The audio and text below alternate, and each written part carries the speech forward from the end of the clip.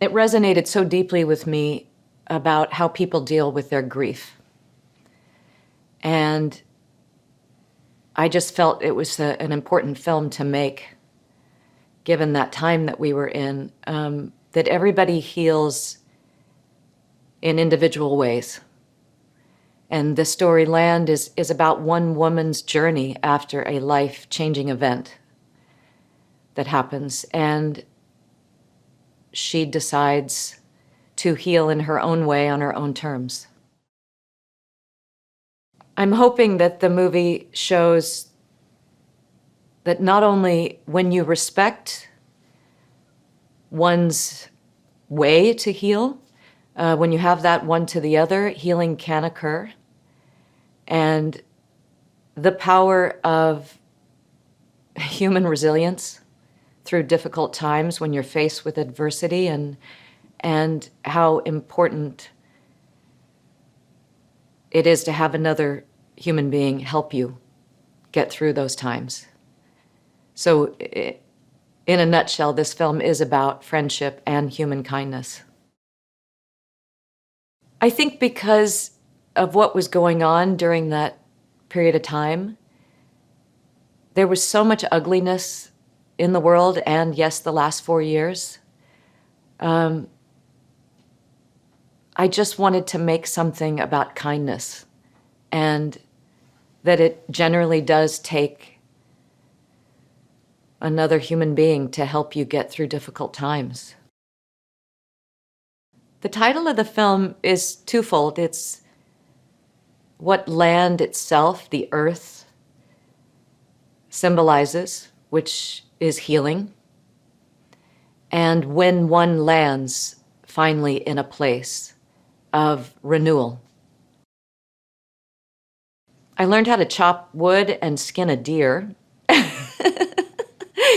And people ask, could you go off the grid and survive in the wilderness?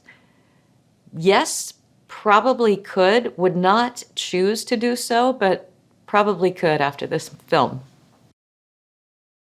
When you're in front of the camera and behind the camera, you absolutely have to have a strong team surrounding you. And boy, did I ever.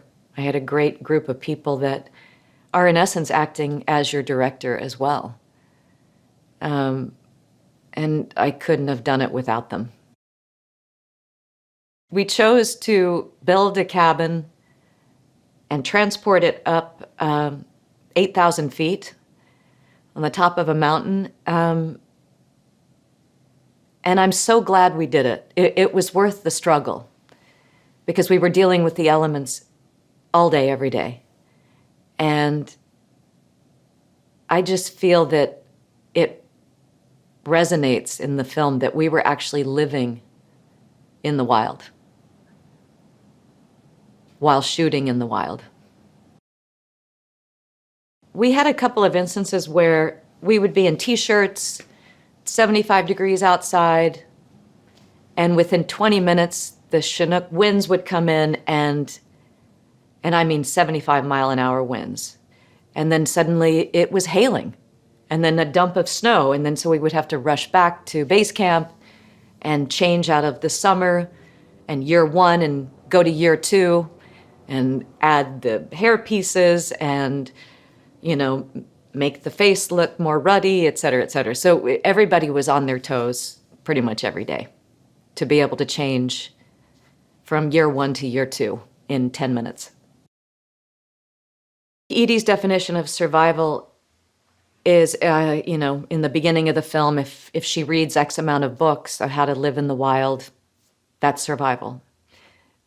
But once Miguel comes into her life, I think he teaches her what survival really is. And that is opening up yourself to a new idea of hope and faith in other people. I think Edee's goal in the beginning is a cognitive choice to erase herself, erase the person that she is, because her life has been ripped out from under her, and she can never return to the life she once knew.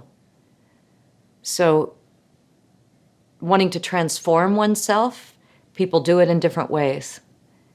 And I think escaping that life that she once knew was the only solution for her.